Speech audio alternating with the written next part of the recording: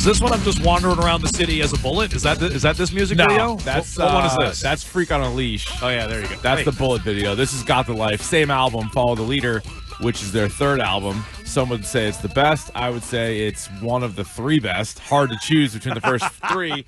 May I nominate a all corn rejoins today? I don't think anybody would be mad about that. I'm into it. That all one, corn. I know There's that so many clean versions of songs. Yeah, I guess. That song I know. That's a good one. I only know the first 30 seconds of our open. That one I was. Well, you know that one because it's a grab bag. Yeah, Got the Life, grab bag. And Freak on a Leash is a grab bag, too, right? I think we actually have multiple corn grab bags. I think that's true. There might even be a Shoots and Ladders grab bag. I think there also is a Shoots and Ladders grab bag. Yeah. I always laugh about the Follow the Leader because it's the first song is at track 13. I think I've brought this up before. You have 12 silent tracks. Now, very confusing. Separately, you've also 13 is a number you don't like. Scared of it. Yeah, terrified of it. So how'd you handle that? Not well. Look at me. Did not handle it very well at all. Yeah, what a weird number to start on. It is. There you go. Yeah, I mean, a lot of people buildings skip it altogether. Smart, for God's sakes. That's a good call. So that was Mike Vrabel yesterday talking about the challenges of going on the road. He's asked about hold on to the ball, being a road warrior, effectively, and playing at Denver. And he's like, "Well, hold on to the ball. Well, the kids turn it over." And I mean, we did pretty well on the road this year. The 5-minute drill in New Orleans that I mentioned, holding on to the ball, and score before halftime at Tampa. By the way, take care of the ball. Yeah. And, I thought we did a good job in Buffalo. And did I happen to mention take care of the ball? So he is hammering that home. I thought that jumped out yesterday when we played Mike Vrabel live here on Jones and Keefe. And I imagine if he's saying that to the media, they're doing the same thing with Drake. Although, I assume they would have had it cleaned up after the Chargers game. They didn't. They did not. It actually got worse in the Houston game. Yeah. You could blame weather if you'd like. Maybe with less precipitation, snow, rain, whatever that was. But May's at the top of the list. Campbell, Wilson, the O-line, and the defense for the Texans, I also give credit to. Yep. Like, those guys are That's fair. menaces. Totally fair. But guess what? You're going up against a similar defense coming up on Sunday. Maybe the weather will be a little bit better as far as like ball security is concerned. But no, that's a big issue. I think Vrabel clearly knows it's an issue. I mean, turnover differential is always like the easiest key to the game for the layman, not a Keefe's key, but for any simpleton watching the game. It's like, who won the turnover battle? I think it's similar to last week where you can lose the turnover battle and win the game. You just can't lose it by 3. That's different. Or you can't lose it by 2 and one of those turnovers is a touchdown for Denver. They won the turnover battle last week. Yeah, but I think even if they lost it, they would have won. I see what you're saying. Yeah, Stroud turned it over a million times. But I'm saying I don't think it's the end of the world. And my thought going into that game was the Houston offense wasn't going to be able to score a ton. So I don't think you were going to have to immediately point to that number and be like, that's the difference in the game. If Drake May fumbles again, it's going to be frustrating, and it's going to be like, oh, my God, this is a real problem. But I don't think the game's over. I don't think Stidham is going to be march it right down the field and score. But if it's a scoop and score, different story. If it's a pick six, different story. But if they have 3 turnovers, the Patriots offense, and the Patriots defense causes 1, but they also force 8 punts, they'll win the game. So most days, and you know what, if they're fortunate enough to make it to the Super Bowl and they play Seattle or LA, I feel like that's way more of a to take care of the football on that one. This one, I think you can get away with it. I agree there's some margin for error, and yet if you put the ball on the ground or you throw a pick, as you said, that allows the defense to be in a position to score.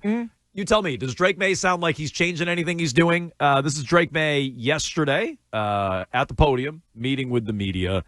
He was asked about, and I think you'll hear the question here, kind of balancing hanging in the pocket to make big plays versus just getting the football out, living to play another day. Here's what he said in that exchange. One of the reasons you guys have been as productive as you've been offensively this year, you've been really aggressive down the field. Do you have to change that approach at all going against a really good pass rush unit again this weekend? No, I don't think trying to change it. I think last week you change it in case Sean doesn't make the play. So little things like that, just knowing the time and place for it. I think trying to get the ball out of my hand and just being cognizant of the edge rushers and taking care of the football is the number one thing. So if we have time and have a look downfield, you know me, I'm going to take a look and take a shot. Okay, so he does say there, if I have time, I'm going to look downfield, and you know me, I'm going to try to take a shot. Well, he should. Are we confident he knows when he has time? Because he thought he had time on a couple of those plays last week, and that's where he got stripped. I would say, yeah, you don't, not always. He clearly doesn't always know that. But I also think it's a little late in the game right now to change how you do things. That's like a starting pitcher who gives up a home run or two, but also strikes out 10 every game. It's like, well, maybe pitch different. It's like, well, then I might not get the 10 strikeouts. No, and this was the Steph Curry analogy that Josh McDaniels made on afternoons, which I thought was a good one. Fair point. So I think that's definitely something. And even once you get into the offseason and to prepare for next season, like every quarterback, every player tries to improve on something going into the next year and like really highlight something. And for Drake May, I would assume that's it. He's checked a lot of the other boxes. That's the one that you have 14 fumbles in 19 games. Okay, there's a lot of quarterbacks that also have the ball in their hand all the time, and a lot of guys that throw the ball downfield, and a lot of guys that also run a little bit. They don't fumble it that many times. So that's something that he has to work on. But no, I'm glad that he's like, yeah, of course I'm going to throw it deep. That Houston's one of the best defenses in the league, if not the best defense in the league. They have the best corner in the league, and I went right at him. And we scored a touchdown. So, yeah, I'm going to keep doing that. So I think that's fair. I do think the more you put it on the ground, you can only get away with that for so long. Stroud's a great example. Like, Stroud fumbled 5 times. Yeah, he was begging for Pittsburgh to win. And they somehow won that game, and then the turnovers caught up to him the following week. One quick number, and then we'll get to your phone calls. This is from Warren Sharp. In the postseason, when May has had 2.5 seconds in the pocket to throw or more, so when he's held the ball that long, he's hanging in, he's trying to make a big play. He's completing 46% of his passes, 8.3 yards per attempt, 1 touchdown, 2 picks, 7 sacks. So in the postseason, and this is different than the regular season, he was very good at it in the regular season.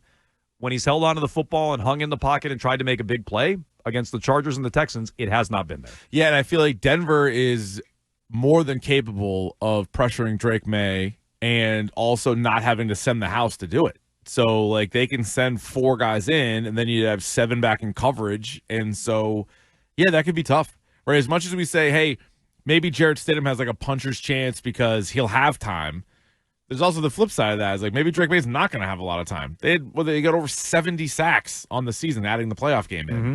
Patriots have given up a pile of sacks each of the last 2 games. You highlighted yesterday, even when they played teams like Atlanta and Cleveland, who had really good pass rush, those guys got to them. So even if the offensive line overall has been maybe better than expected for the Patriots, against some of these really, really good pass rush teams, they've had their hands full. 617-779-7937. Let's get to some phone calls. This is Al in Colorado. I think we talked to you earlier this week. Al, what's going on? Hey, good morning, guys. Hey, yeah. There's an article in the Herald, because I called in the other day about it, elevation. You guys should take a look at that. Yep. They kind of agree with me. Mile high, yeah. Sure. Yeah. And the other thing is, Stidham's going around with a framed picture of Bo Nix's jersey, so the motivation they're using there is win it for Bo. Oh, win it for Bo. You can see Bigger factor, win it Al, for Bo. Al, let me ask you this. Bigger factor on Sunday, win it for Bo or the altitude, do you think? Good question. If the team is in good shape, the altitude thing will be minimal. Okay. I mentioned the other day, I don't know if you cut me off in front of it, but probably. I got Wyoming roots,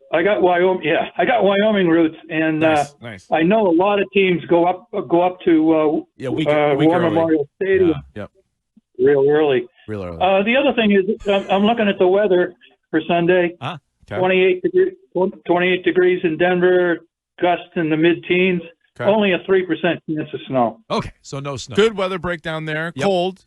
Not too cold, though. Kind of like today. Good stuff from Colorado. New England's used to it. The Patriots have played in a couple cold games back-to-back. I don't think the cold is an issue for Drake May. It was like the weather. Well, here in Boston, sunny but cold, temperatures peaking in the 90s.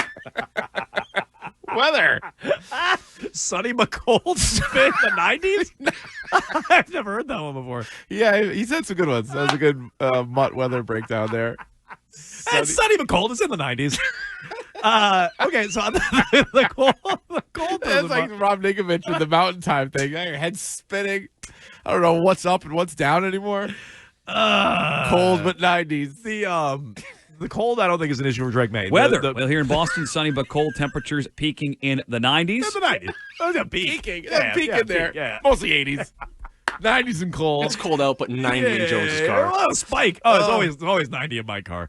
You guys called in earlier in the week. I don't know if you cut me off, but no, I wish I did. I've now heard that twice. Well, he's walking around. So Jarrett Stidham's walking around the city with a picture of Bo Nix. That's strange. That's what the man's claiming. That's odd we'll have to behavior. do some more. Have you seen the picture that's going around of Jarrett Stidham with like the sunglasses and the earbuds in? Have you seen that one? No. You haven't seen that? Oh, it's the old LeBron meme. Oh, so is this like an AI recreation of a meme? I don't understand. Yeah, I think so. Okay, it's like things are going well for LeBron, by the way. no, but go go look up a good example of this would be go look at a response to our Tale of the Tape. I think there's like some Broncos fans that have gotten into our Tale of the Tape, and like everyone's changing. Yeah, it's their everyone's changing their profile picture to this image of Jarrett Stidham with sunglasses on and you the see earbuds in. Yeah, I see it. Yeah. So it's like he's a cool dude. He's real cool. Too cool, maybe. Now I'm kind of going the other way. A little too cool for school. Yeah, I would agree. He doesn't seem to be walking around with the Bo Nix framed picture, though. Not that I've seen. Oh, there it is. Turp put it up there on Twitter or on Twitch and YouTube if you're watching. So are you telling me, Nick, you're telling me that's AI generated or it's an homage to LeBron? Real? It's an old, no, it's an old LeBron meme, but I think it's like they're photoshopping Stidham into it. I see. Oh, all right. Well, either way.